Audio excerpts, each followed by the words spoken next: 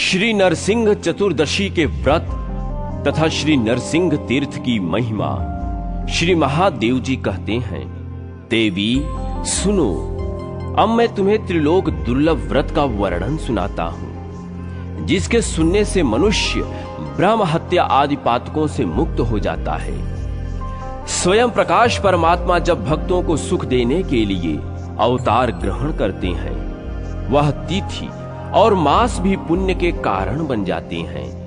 देवी, जिनके नाम का उच्चारण करने वाला पुरुष सनातन मोक्ष को प्राप्त होता है, वह परमात्मा कारणों के भी कारण हैं। वह संपूर्ण विश्व के आत्मा, विश्व रूप और सबके प्रभु हैं, जिन्होंने 12 सूर्यों को धारण कर रखा है।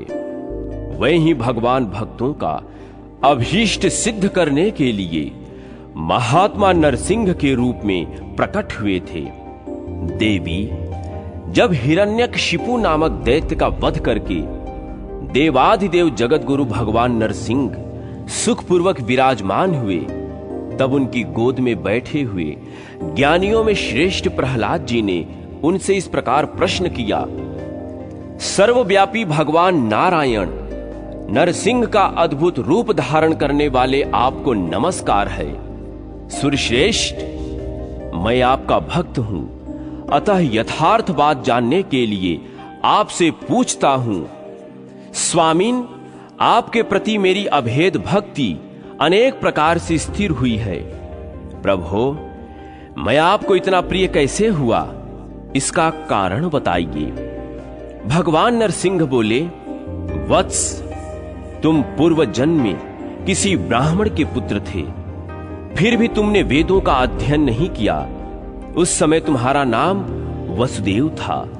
उस जन्म में तुमसे कुछ भी पुण्य नहीं बन पड़ा। केवल मेरे व्रत के प्रभाव से मेरे प्रति तुम्हारी भक्ति हुई। पूर्व काल में ब्रह्मा जी ने सृष्टि रचना के लिए इस उत्तम व्रत का अनुष्ठान किया था। मेरे व्रत के प्रभाव से ही उन्होंने चराचर जगत की रचना की है। और भी बहुत से देवताओं, प्राचीन ऋषियों तथा परम बुद्धिमान राजाओं ने मेरे उत्तम व्रत का पालन किया है, और उसके प्रभाव से उन्हें सब प्रकार की सिद्धियां प्राप्त हुई हैं। स्त्री या पुरुष जो कोई भी इस उत्तम व्रत का अनुष्ठान करते हैं, उन्हें मैं सौख्य, भोग और मोक्ष रूपी फल प्रदान करता हूं।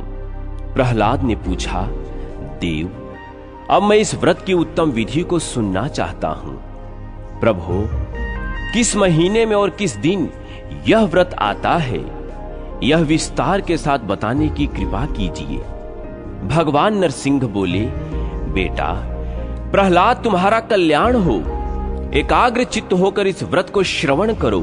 यह व्रत मेरे प्रादुर्भाव से संबंध रखता है, अतः वैशाख के शुक्ल पक्ष की चतुर्दशी तिथि को इसका अनुष्ठान करना चाहिए।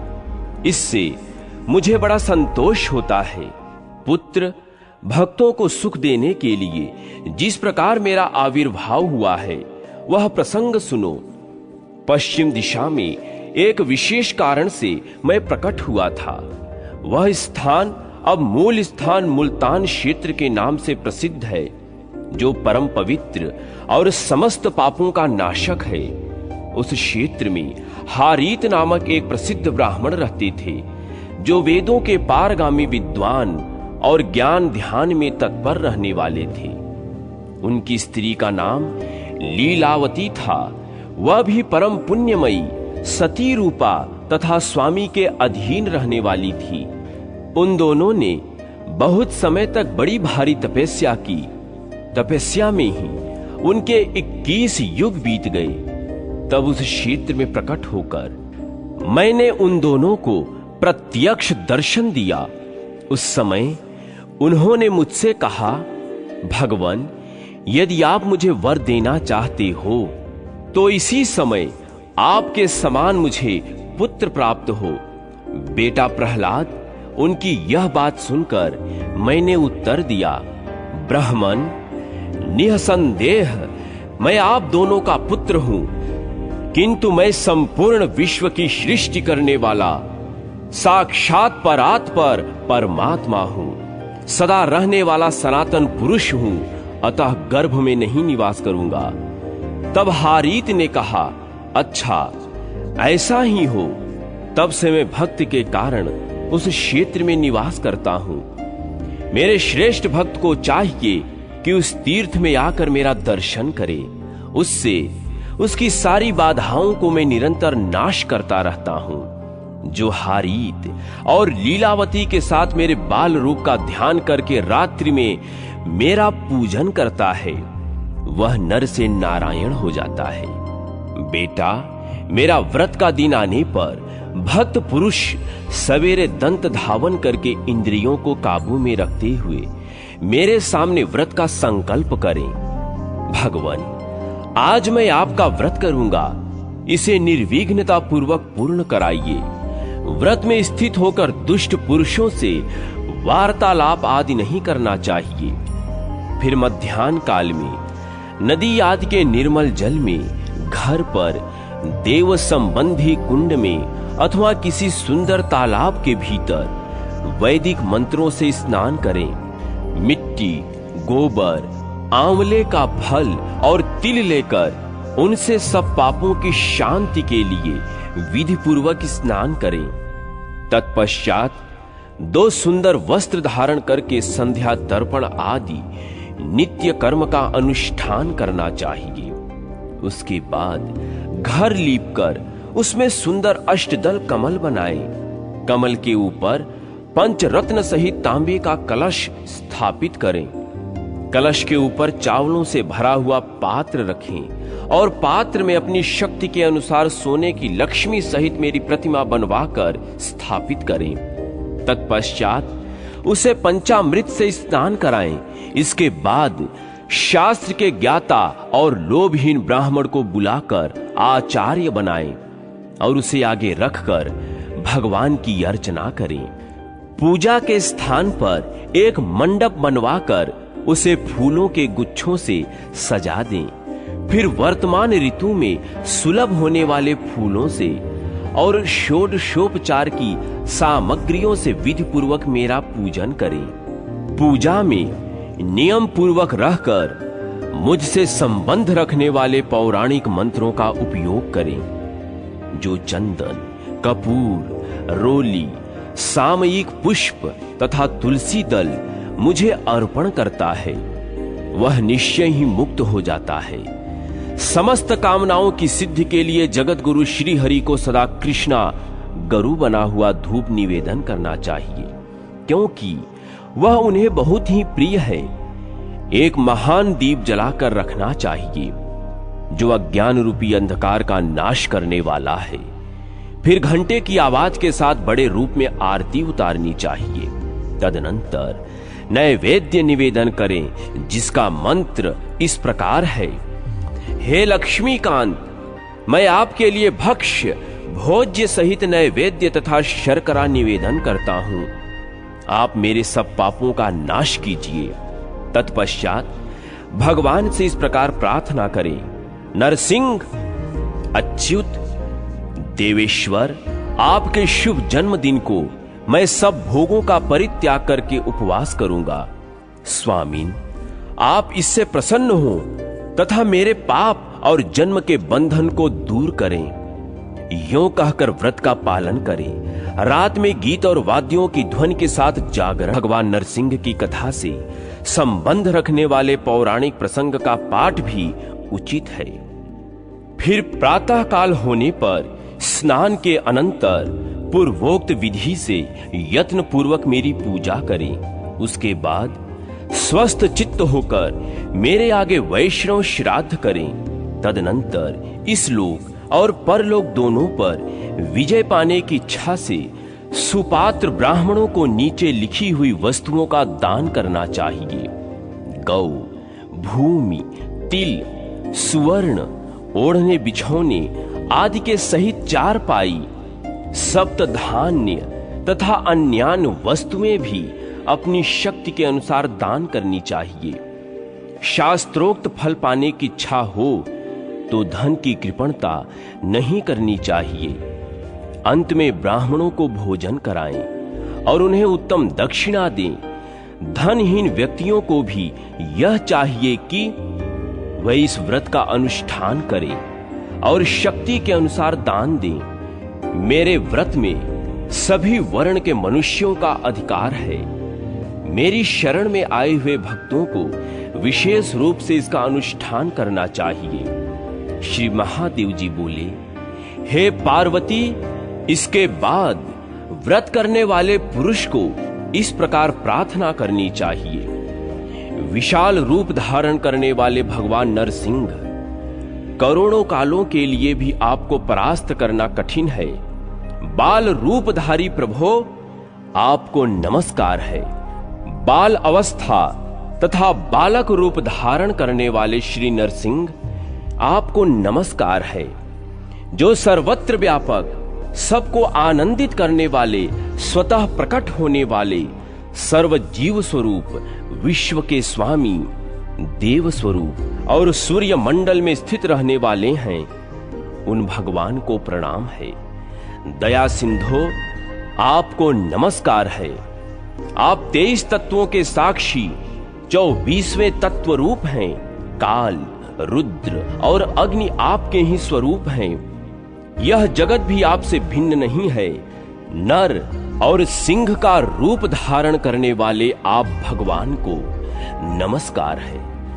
देवेश, मेरे वंश में जो मनुष्य उत्पन्न हो चुके हैं और जो उत्पन्न होने वाले हैं, उन सब का दुखदायी भवसागर से उद्धार कीजिए। हे जगतपते, मैं पातक के समुद्र में डूबा हूं। नाना प्रकार की व्याधियां ही इस समुद्र की जलराशि हैं। इसमें रहने वाले जीव मेरा तिरस्कार करते हैं। इस कारण मैं महान दुख में पड़ गया हूं। शेषशायी देवेश्वर, मुझे अपने हाथों का सहारा दीजिए और इस व्रत से प्रसन्न हो मुझे भोग और मोक्ष प्रदान कीजिए। इस प्रकार प्रार्थना करके विधि पूर्वक देवता का विसर्जन करें। उपहार आदि की सभी वस्तुएं आचार्य को निवेदन करें। ब्राह्मण को दक्षिणा से संतुष्ट करके विदा करें। फिर भगवान का चिंतन करते हुए भाई बंधुओं के साथ भोजन करें। जिसके पास कुछ भी न हो, ऐसा दरिद्र मनुष्य भी यदि नियम पूर्वक नरसिंह चतुर्दशी को उपवास करता है, वह निसंदेह 7 जन्म के पापों से मुक्त हो जाता है। जो भक्ति पूर्वक इस पापनाशक व्रत का श्रवण करता है, उसकी ब्रह्म हत्या दूर हो जाती है। जो मानव इस परम पवित्र एवं गोपनीय व्रत का कीर्तन करता है, वह संपूर्ण मनोरथों के साथ ही इस व्रत के फल को भी प्राप्त कर लेता है। जो मध्याह्न काल में यथाशक्ति इस व्रत का अनुष्ठान करता है और लीलावती देवी के साथ हारीत मुनि एवं भगवान नरसिंह का पूजन करता है, उसे सनातन मोक्ष की प्राप्ति होती है। इतना ही नहीं, वह नरसिंह के प्रसाद से सदा मनोवांछित वस्तुओं को प्राप्त करता रहता है। उस तीर्थ में परम पुण्यमयी सिंधु नदी बहुत ही रमणीय है। उसके समीप मूल स्थान नामक नगर आज भी वर्तमान है। उस नगर का निर्माण देवताओं ने किया था। वहीं महात्मा हारीत का निवास स्थान है और उसी में लीलावती देवी भी रहती हैं। सिंधु नदी के निकट होने से वहां निरंतर जल के प्रबल वेग की प्रतिध्वनि सुनाई पड़ती है। कलयुग आने पर वहां बहुत से पापाचारी म्लेच्छ निवास करने लगते हैं। पार्वती, भगवान नरसिंह के प्रादुर्भाव से काल में जैसा अद्भुत शब्द हुआ था, उसी के समान प्रतिध्वनि वहां आज भी सुनाई देती है। ब्रह्म हत्यारा, सुवर्ण चुराने वाला, शराबी और गुरु पत्नी के साथ समागम करने वाला ही क्यों न हो, जो मनुष्य सिंधु नदी के तट पर जाकर विशेष रूप से स्नान करता है, वह निश्चय ही श्री नरसिंह के प्रसाद से मुक्त हो जाता है। जो मानव वहां 10 रात निवास करते हैं, उन्हें पुण्यात्मा जानना चाहिए। जो वहां मांस खाते, शराब पीते हैं, वे अधर्म के मूर्तिमान स्वरूप और महापापी हैं। भगवान नरसिंह के नाम से प्रसिद्ध एक ही तीर्थ है जो बहुत ही उत्तम और विस्तृत है। उसका श्रवण करने मात्र से मनुष्य तत्काल पाप मुक्त हो जाता है। श्रीमद् भगवद गीता के पहले अध्याय का महात्म्य। श्री पार्वती ने कहा, भगवान आप सब तत्वों के ज्ञाता हैं। आपकी कृपा से मुझे श्री विष्णु संबंधी नाना प्रकार के धर्म सुनने को मिले जो समस्त लोक का उद्धार करने वाले हैं। देवेश, अब मैं गीता का महात्म्य सुनना चाहती हूं, जिसका श्रवण करने से श्री हरि में भक्ति बढ़ती है। श्री महादेव जी बोले, जिनका श्री विग्रह अलसी के फूल की भांति श्याम वर्ण का है, पक्षीराज गरुण ही जिनके वाहन हैं, जो अपनी महिमा से कभी च्युत नहीं होते तथा शेष नाग की शैया पर शयन करते हैं, उन भगवान महाविष्णु की हम उपासना करते हैं। एक समय की बात है, मुर दैत्य के नाशक भगवान विष्णु शेषनाग के रमणीय आसन पर सुखपूर्वक विराजमान थे। उस समय समस्त लोगों को आनंद देने वाली भगवती लक्ष्मी ने आदर पूर्वक प्रश्न किया। श्री लक्ष्मी ने पूछा, भगवान आप संपूर्ण जगत का पालन करते हुए भी अपने ऐश्वर्य के प्रति उदासीन से होकर जो इस क्षीर सागर में नींद ले रहे हैं, इसका क्या कारण है? श्री भगवान बोले, सुमुख, मैं नींद नहीं लेता हूं, अपितु तत्व का अनुसरण करने वाली अंतर्दृष्टि के द्वारा अपने ही माहेश्वर तेज का साक्षात्कार कर रहा हूं। देवी, यह वही तेज है जिसका योगी पुरुष कुशाग्र बुद्धि के द्वारा अपने अंतःकरण में दर्शन करते हैं तथा जिसे मीमांसक विद्वान वेदों का सार तत्व निश्चित करते हैं। वह माहेश्वर तेज एक अजर प्रकाश स्वरूप आत्मरूप, रोग शोक से रहित अखंड आनंद का पुंज, निष्पंद निरीह तथा द्वैत रहित है। इस जगत का जीवन उसी के अधीन है, मैं उसी का अनुभव करता हूं। देवेश्वरी, यही कारण है कि मैं तुम्हें नींद लेता सा प्रतीत हो रहा हूं। श्री लक्ष्मी ने कहा, हर्षिकेश, आप ही योगी पुरुषों के ध्येय हैं। आपके अतिरिक्त भी कोई ध्यान करने योग्य तत्व है, यह जानकर मुझे बड़ा कौतूहल हो रहा है। इस चराचर जगत की सृष्टि और संहार करने वाले स्वयं आप ही हैं। आप सर्वसमर्थ हैं। इस प्रकार की स्थिति में होकर भी यदि आप उस परम तत्व से भिन्न हैं, तो मुझे उसका बोध कराइए। श्री भगवान बोले, प्रिये, आत्मा का स्वरूप द्वैत और अद्वैत से पृथक, भाव और अभाव से मुक्त तथा आदि और अंत से रहित है। शुद्ध ज्ञान के प्रकाश से उपलब्ध होने वाला तथा परमानंद स्वरूप होने के कारण एकमात्र सुंदर है। यही मेरा ईश्वरीय रूप है। आत्मा का एकत्व ही सबके द्वारा जानने योग्य है। गीता शास्त्र में इसी का प्रतिपादन हुआ है। अमित तेजस्वी भगवान विष्णु के ये वचन सुनकर लक्ष्मी देवी ने शंका उपस्थित करते हुए कहा, भगवान, यदि आपका स्वरूप स्वयं परमानंदमय और मन वाणी की पहुंच के बाहर है, तो गीता कैसे उसका बोध कराती है? मेरे इस संदेह का आप निवारण कीजिए। श्री भगवान बोले, सुंदरी सुनो, मैं गीता में अपनी स्थिति का वर्णन करता हूं। क्रमशः 5 अध्यायों को तुम 5 मुख जानो, 10 अध्यायों को 10 भुजाएं समझो तथा 1 अध्याय को उदर और 2 अध्यायों को दोनों चरण कमल जानो। इस प्रकार यह 18 अध्यायों की वांगमयी ईश्वरीय मूर्ति ही समझनी चाहिए। यह ज्ञान मात्र से ही महान पातकों का नाश करने वाली है। जो उत्तम बुद्धि वाला पुरुष गीता के 1 या आधे अध्याय का अथवा 1 आधे या चौथाई श्लोक का भी प्रतिदिन अभ्यास करता है, वह सुशर्मा के समान मुक्त हो जाता है। श्री लक्ष्मी ने पूछा, देव, सुशर्मा कौन था, किस जाति का था और किस कारण से उसकी मुक्ति हुई? श्री भगवान बोले, प्रिय, सुशर्मा बड़ी खोटी बुद्धि का मनुष्य था। पापियों का तो वह शिरोमणि था। उसका जन्म वैदिक ज्ञान से शून्य एवं क्रूरता पूर्ण कर्म करने वाले ब्राह्मणों के कुल में हुआ था। वह न ध्यान करता, न जप, न होम करता, न अतिथियों का सत्कार। वह लंपट होने के कारण सदा विषयों के सेवन में आसक्त रहता था। हल जोतता और पत्ता बेचकर जीविका चलाता।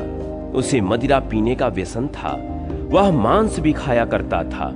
इस प्रकार उसने अपने जीवन का दीर्घ काल व्यतीत कर दिया। एक दिन मूढ़ बुद्धि सुशर्मा पत्ते लाने के लिए किसी ऋषि की वाटिका में घूम रहा था।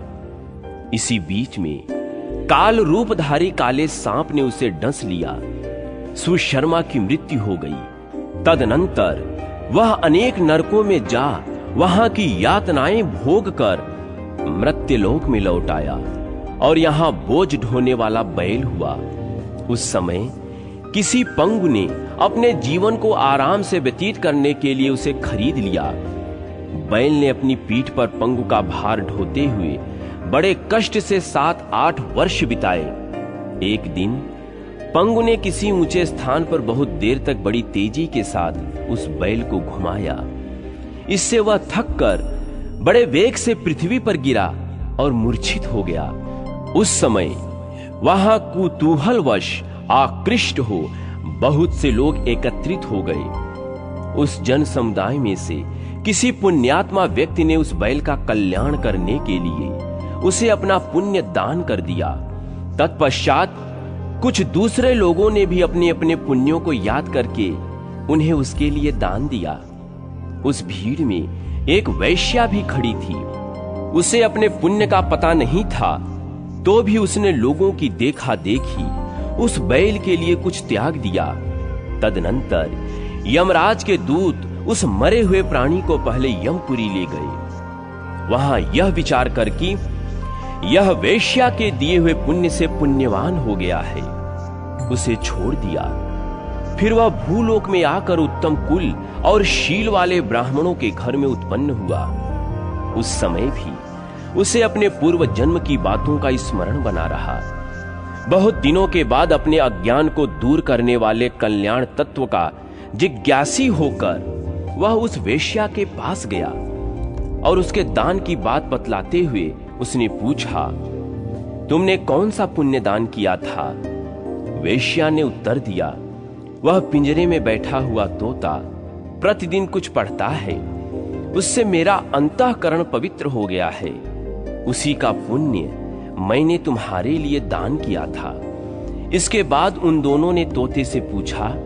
तब उस तोते ने पूर्व जन्म का स्मरण करके प्राचीन इतिहास कहना आरंभ किया। शुक बोला, पूर्व जन्म में मैं विद्वान होकर भी विद्वता के अभिमान से मोहित रहता था। मेरा राग द्वेष इतना बढ़ गया था कि मैं गुणवान व्यक्तियों के प्रति भी ईर्ष्या भाव रखने लगा।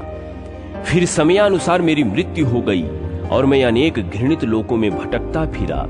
उसके बाद इस लोक में आया।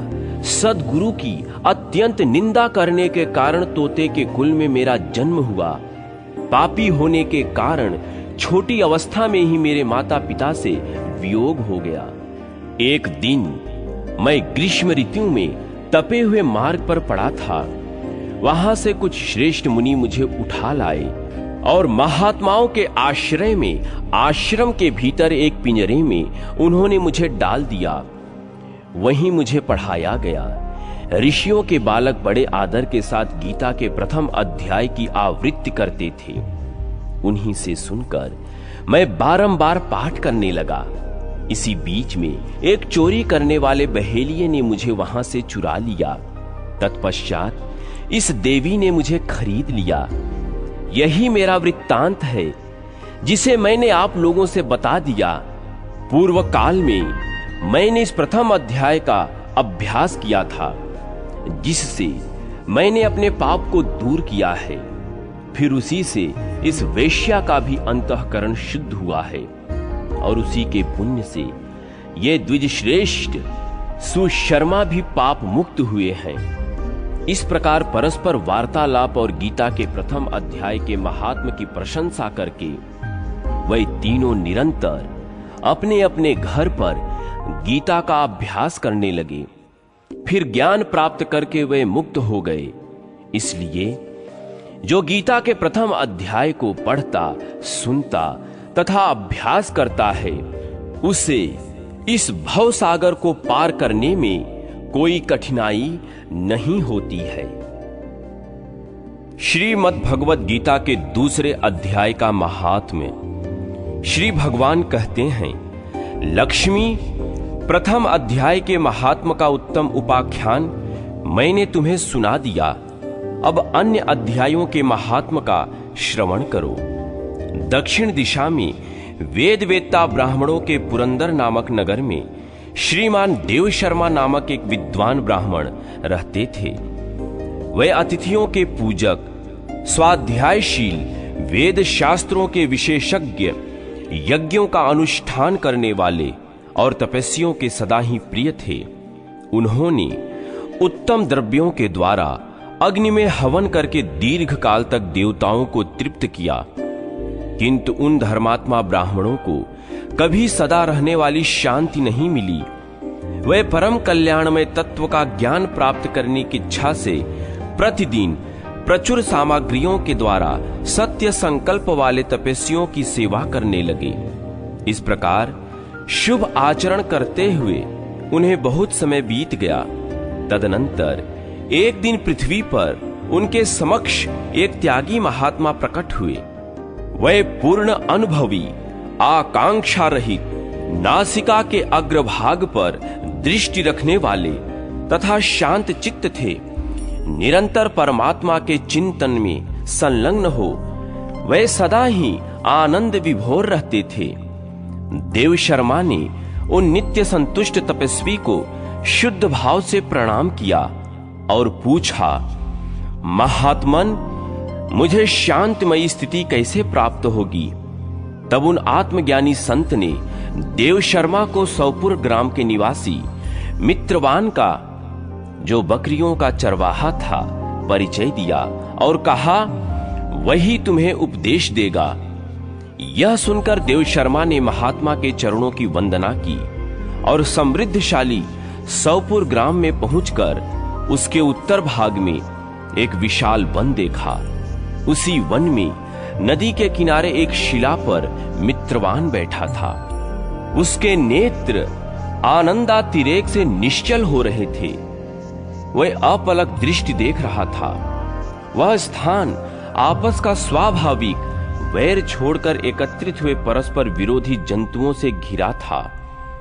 वहां उद्यान में मंद मंद वायु चल रही थी।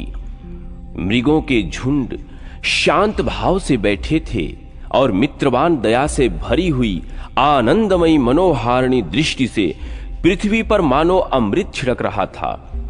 इस रूप में उसे देखकर देव शर्मा का मन प्रसन्न हो गया। वह उत्सुक होकर बड़ी विनय के साथ मित्रवान के पास गए।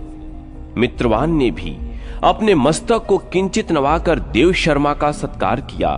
तदनंतर विद्वान देव शर्मा अनन्य चित्त से मित्रवान के समीप गए और जब उसके ध्यान का समय समाप्त हो गया, उस समय उन्होंने अपने मन की बात पूछी। महाभाग, मैं आत्मा का ज्ञान प्राप्त करना चाहता हूं।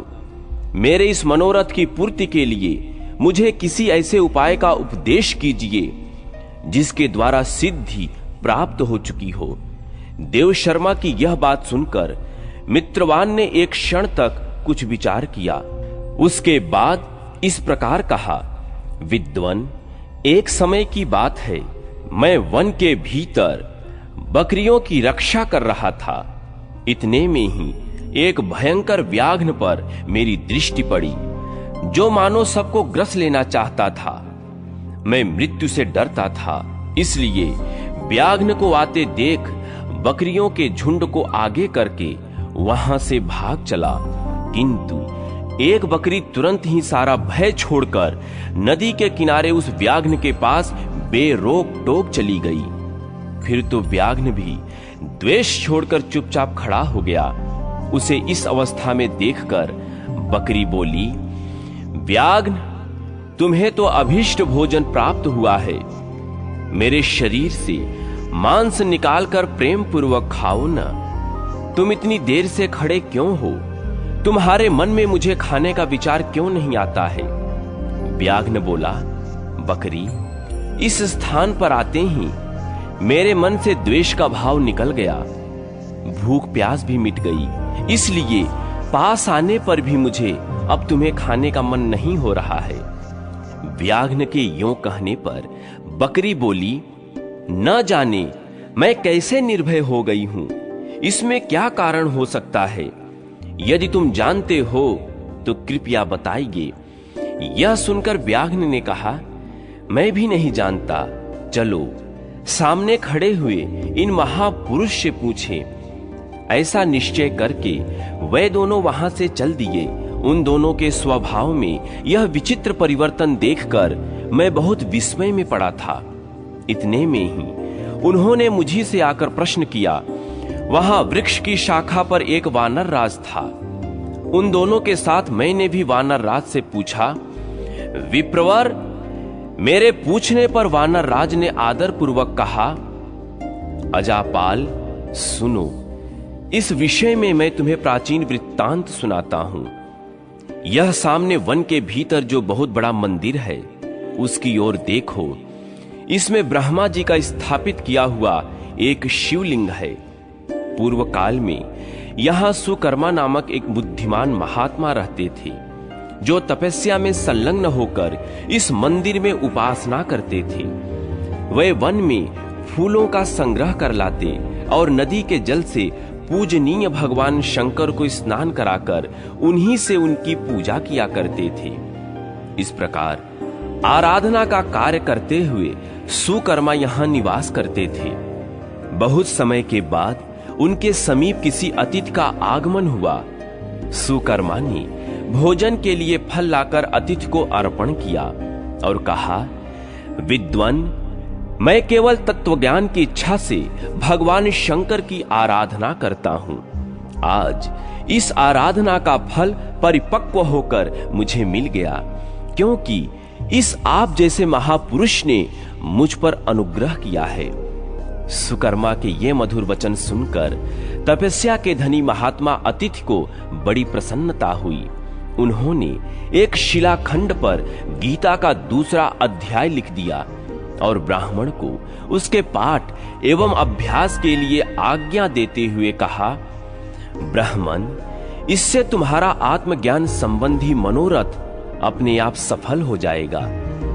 यों कहकर वे बुद्धिमान तपस्वी सुकर्मा के सामने ही उनके देखते देखते अंतर्धान हो गए। सुकर्मा विस्मित होकर उनके आदेश के अनुसार निरंतर गीता के द्वितीय अध्याय का अभ्यास करने लगे। तदनंतर दीर्घ काल के पश्चात अंतःकरण शुद्ध होकर उन्हें आत्मज्ञान की प्राप्ति हुई।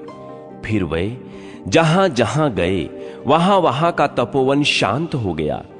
उनमें शीत उष्ण और राग द्वेष आदि की बाधाएं दूर हो गईं। इतना ही नहीं, उन स्थानों में भूख प्यास का कष्ट भी जाता रहा तथा भय का सर्वथा अभाव हो गया।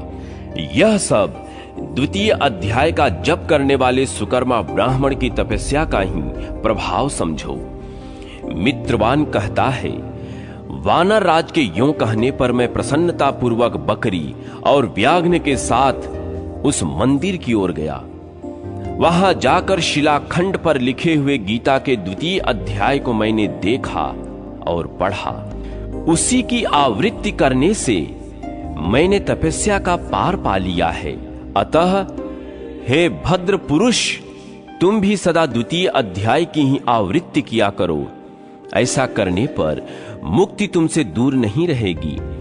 श्री भगवान कहते हैं, प्रिय, मित्रवान के इस प्रकार आदेश देने पर देव शर्मा ने उसका पूजन किया और उसे प्रणाम करके पुरंदरपुर की राह ली। वहां किसी देवालय में पूर्वोक्त आत्मज्ञानी महात्मा को पाकर उन्होंने यह सारा वृत्तांत निवेदन किया और सबसे पहले उन्हीं से द्वितीय अध्याय को पढ़ा। उनसे उपदेश पाकर शुद्ध अंतःकरण वाले देव शर्मा प्रतिदिन बड़ी श्रद्धा के साथ द्वितीय अध्याय का पाठ करने लगे। तब से उन्होंने अनवद्य प्रशंसा के योग्य परम पद को प्राप्त कर लिया। हे लक्ष्मी, यह द्वितीय अध्याय का उपाख्यान कहा गया। अब तृतीय अध्याय का महात्म बतलाऊं। श्रीमद् भगवद गीता के तीसरे अध्याय का महात्म्य। श्री भगवान कहते हैं, प्रिय, जनस्थान में एक जड़ नामक ब्राह्मण रहता था, जो कौशिक वंश में उत्पन्न हुआ था। उसने अपना जातीय धर्म छोड़कर बनिए की वृत्ति में मन लगाया। उसे पराई स्त्रियों के साथ व्यभिचार करने का व्यसन पड़ गया था। वह सदा जुआ खेलता, शराब पीता और शिकार खेलकर जीवों की हिंसा किया करता था। इसी प्रकार उसका समय बीतता था। धन नष्ट हो जाने पर वह व्यापार के लिए बहुत दूर उत्तर दिशा में चला गया। वहां से धन कमाकर घर की ओर लौटा। बहुत दूर तक रास्ता उसने तय कर लिया था। एक दिन सूर्यास्त हो जाने पर जब दसों दिशाओं में अंधकार फैल गया, तब एक वृक्ष के नीचे उसे लुटेरों ने धर दबाया और शीघ्र ही उसके प्राण ले लिए। उसके धर्म का लोप हो गया, इसलिए वह बड़ा भयानक प्रेत हुआ। उसका पुत्र बड़ा धर्मात्मा और वेदों का विद्वान था। उसने अब तक पिता के लौट आने की राह देखी। जब वे नहीं आए, तब उनका पता लगाने के लिए वह स्वयं भी घर छोड़कर चल दिया। वह प्रतिदिन खोज करता, मगर राहगीरों से पूछने पर भी उससे उनका कुछ समाचार न मिलता था। तदनंतर एक दिन एक मनुष्य से उसकी भेंट हुई, जो उसके पिता का सहायक था। उससे सारा हाल जानकर उसने पिता की मृत्यु पर बहुत शोक किया। वह बहुत बड़ा बुद्धिमान था। बहुत कुछ सोच विचार कर पिता का पारलौकिक कर्म करने की इच्छा से आवश्यक सामग्री साथ ले उसने काशी जाने का विचार किया। मार्ग में 7-8 मुकाम डालकर वह 9वें दिन उसी वृक्ष के नीचे पहुंचा जहां उसके पिता मारे गए थे। उस स्थान पर उसने संध्योपासना की और गीता के तीसरे अध्याय का पाठ किया। इसी समय आकाश में बड़ी भयानक आवाज हुई। उसने अपने पिता को भयंकर आकार में देखा। फिर तुरंत ही अपने सामने आकाश में उसे एक सुंदर विमान दिखाई दिया, जो महान तेज से व्याप्त था। उसमें अनेकों क्षुद्र घंटिकाएं लगी थी। उसके तेज से समस्त दिशाएं आलोकित हो रही थी। यह दृश्य देखकर उसके चित्त की व्यग्रता दूर हो गई। उसने विमान पर अपने पिता को दिव्य रूप धारण किए विराजमान देखा। उनके शरीर पर पीतांबर शोभा पा रहा था और मुनिजन उनकी स्तुति कर रहे थे। उन्हें देखते ही पुत्र ने प्रणाम किया। तब पिता ने भी उसे आशीर्वाद दिया। तत्पश्चात उसने पिता से यह सारा वृत्तांत पूछा। उसके उत्तर में पिता ने सब बातें बताकर इस प्रकार कहना आरंभ किया, बेटा, दैववश मेरे निकट गीता के तृतीय अध्याय का पाठ करके तुमने इस शरीर के द्वारा किए हुए दुस्त्यज कर्म बंधन से मुझे छुड़ा दिया। अतः अब घर लौट जाओ, क्योंकि जिसके लिए तुम काशी जा रहे थे वह प्रयोजन इस समय तृतीय अध्याय के पाठ से ही सिद्ध हो गया है। पिता के यों कहने पर पुत्र ने पूछा, तात, मेरे हित का उपदेश दीजिए तथा और कोई कार्य जो मेरे लिए करने योग्य हो बतलाइए। तब पिता ने उससे कहा, अनघ, तुम्हें यही कार्य फिर करना है। मैंने जो कर्म किया है वही मेरे भाई ने भी किया था। इससे वे घोर नरक में पड़े हैं। उनका भी तुम्हें उद्धार करना चाहिए तथा मेरे कुल के और भी जितने लोग नरक में पड़े हैं उन सब का भी तुम्हारे द्वारा उद्धार हो जाना चाहिए। यही मेरा मनोरथ है। बेटा, जिस साधन के द्वारा तुमने मुझे संकट से छुड़ाया है उसी का अनुष्ठान औरों के लिए भी करना उचित है। उसका अनुष्ठान करने से उनसे होने वाला पुण्य उन नारकी जीवों को संकल्प करके दे दो। इससे वे समस्त पूर्वज मेरी ही तरह यातना से मुक्त हो स्वल्प काल में ही श्री विष्णु के परम पद को प्राप्त हो जाएंगे। पिता का यह संदेश सुनकर पुत्र ने कहा, तात, यदि ऐसी बात है और आपकी भी ऐसी ही रुचि है तो मैं समस्त नारकी जीवों का नरक से उद्धार कर दूंगा। यह सुनकर उसके पिता बोले, बेटा, एवमस्तु, तुम्हारा कल्याण हो। मेरा अत्यंत प्रिय कार्य संपन्न हो गया। इस प्रकार पुत्र को आश्वासन देकर उसके पिता भगवान श्री विष्णु के परम धाम को चले गए। तत्पश्चात वह भी लौटकर जन स्थान में आया और परम सुंदर भगवान श्री कृष्ण के मंदिर में उनके समक्ष बैठकर पिता के आदेशानुसार गीता के 3 अध्याय का पाठ करने लगा। उसने नारकी जीवों का उद्धार करने की इच्छा से गीता पाठ जनित सारा पुण्य संकल्प करके दे दिया। इसी बीच में भगवान विष्णु के दूत यातना भोगने वाले नारकी जीवों को छुड़ाने के लिए यमराज के पास गए। यमराज ने नाना प्रकार के सत्कारों से उनका पूजन किया और कुशल पूछी। वे बोले, धर्मराज, हम लोगों के लिए सब और आनंद ही आनंद है। इस प्रकार सत्कार करके पितृलोक के सम्राट परम बुद्धिमान यम ने विष्णु दूतों से यमलोक में आने का कारण पूछा। तब विष्णु दूतों ने कहा, यमराज, शेष शैया पर शयन करने वाले भगवान विष्णु ने हम लोगों को आपके पास कुछ संदेश देने के लिए भेजा है। भगवान हम लोगों के मुख से आपकी कुशल पूछते हैं। यह आज्ञा देते हैं कि आप नरक में पड़े हुए समस्त प्राणियों को छोड़ दें। अमित तेजस्वी भगवान विष्णु का यह आदेश सुनकर यम ने मस्तक झुकाकर उसे स्वीकार किया और मन ही मन कुछ सोचा। तत्पश्चात मदोन्मत्त नारकी जीवों को नरक से मुक्त देखकर उनके साथ ही वे भगवान विष्णु के वास स्थान को चले गए। यमराज श्रेष्ठ विमान के द्वारा जहां क्षीर सागर है वहां जा पहुंचे। उसके भीतर कोटि कोटि सूर्यों के समान कांतिमान नील कमल दल के समान श्याम सुंदर लोकनाथ जगत गुरु श्री हरि का उन्होंने दर्शन किया। भगवान का तेज उनकी शैया पर बने हुए शेषनाग के फनों की मणियों के प्रभाव से उनका प्रकाश दुगना हो रहा था। वे आनंद युक्त दिखाई दे रहे थे। उनका हृदय प्रसन्नता से परिपूर्ण था। भगवती लक्ष्मी अपनी सरल चितवन से प्रेम पूर्वक उन्हें बारंबार निहार रही थी। चारों ओर योगी जन भगवान की सेवा में खड़े थे। उन योगियों की आंखों के तारे ध्यानस्थ होने के कारण निश्चल प्रतीत होते थे। देवराज इंद्र अपने विरोधियों को परास्त करने के उद्देश्य से भगवान की स्तुति कर रहे थे।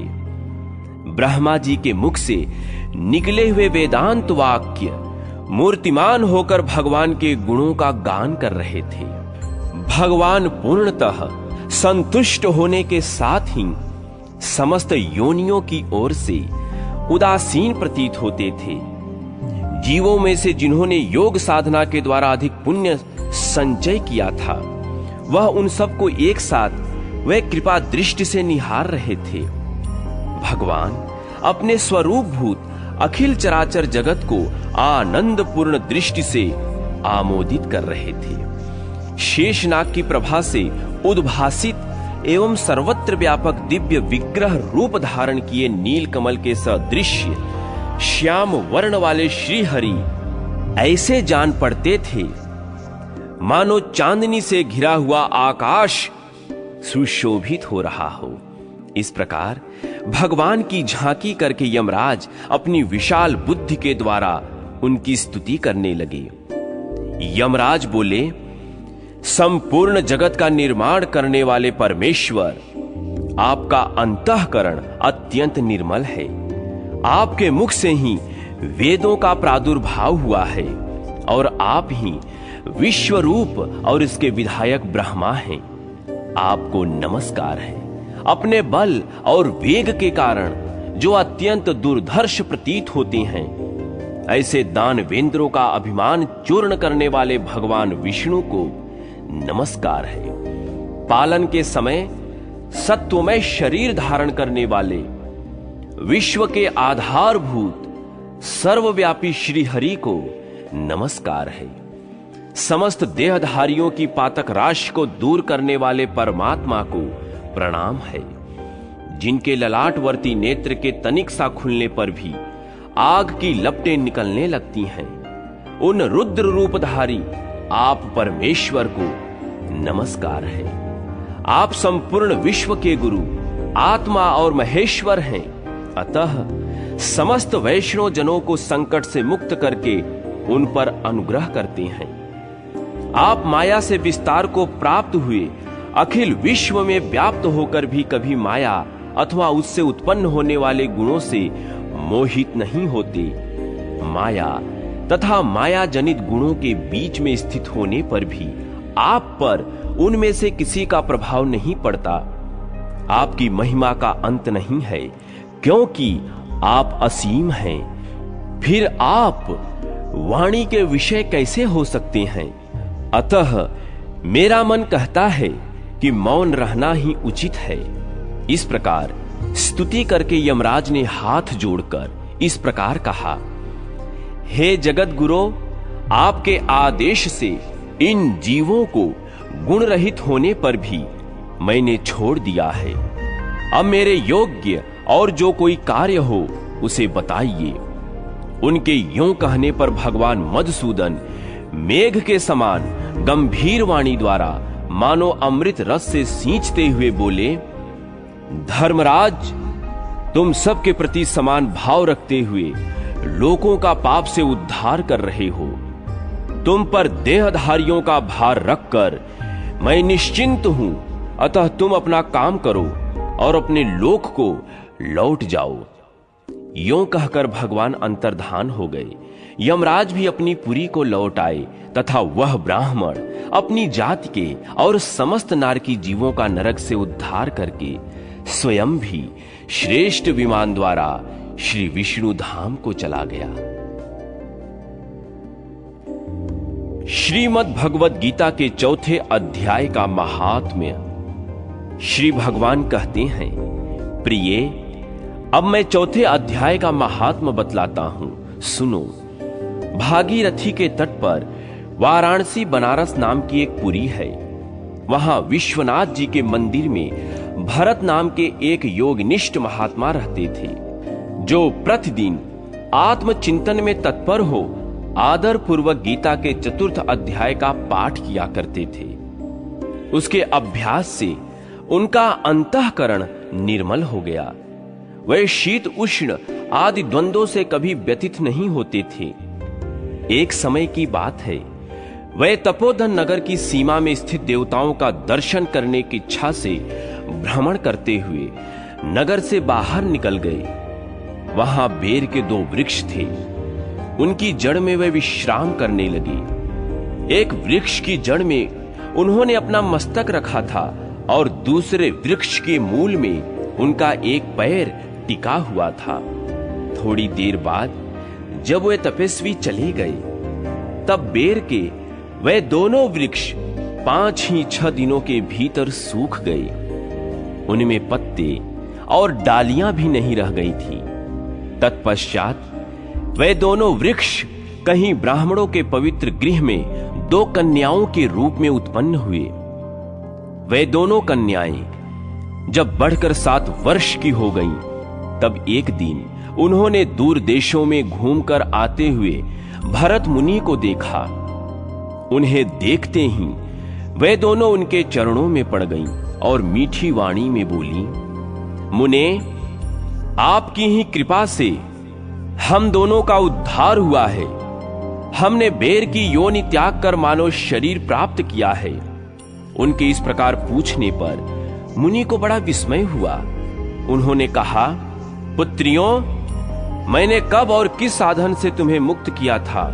साथ ही यह भी बताओ कि तुम्हारे बेर के वृक्ष होने में क्या कारण था, क्योंकि इस विषय में मुझे कुछ भी ज्ञात नहीं है। तब वे कन्याएं पहले उन्हें अपने बेर हो जाने का कारण बतलाती हुई बोली, मुनि, गोदावरी नदी के तट पर छिन्न पाप नामक एक उत्तम तीर्थ है, जो मनुष्यों को पुण्य प्रदान करने वाला है। वह पावनता की चरम सीमा पर पहुंचा हुआ है। उस तीर्थ में सत्य तपा नामक एक तपस्वी बड़ी कठोर तपस्या कर रहे थे। वह ग्रीष्म ऋतु में प्रज्वलित अग्नियों के बीच में बैठते थे। वर्षा काल में जल की धाराओं से उनके मस्तक के बाल सदा भीगे ही रहते थे तथा जाड़े के समय जल में निवास करने के कारण उनके शरीर में हमेशा रोंगटे खड़े रहते थे। वे बाहर भीतर से सदा शुद्ध रहते थे। समय समय पर तपस्या करते तथा मन और इंद्रियों को संयम में रखते हुए परम शांति प्राप्त करके आत्मा में ही रमण किया करते थे। वे अपनी विद्वता के द्वारा जैसा व्याख्यान करते थे उसे सुनने के लिए साक्षात ब्रह्मा जी भी प्रतिदिन उनके पास उपस्थित होते और प्रश्न करते थे। ब्रह्मा जी के साथ उनका संकोच नहीं रह गया, अतः उनके आने पर भी सदा तपस्या में मग्न रहते थे। परमात्मा के ध्यान में निरंतर संलग्न होने के कारण उनकी तपस्या सदा बढ़ती रहती थी।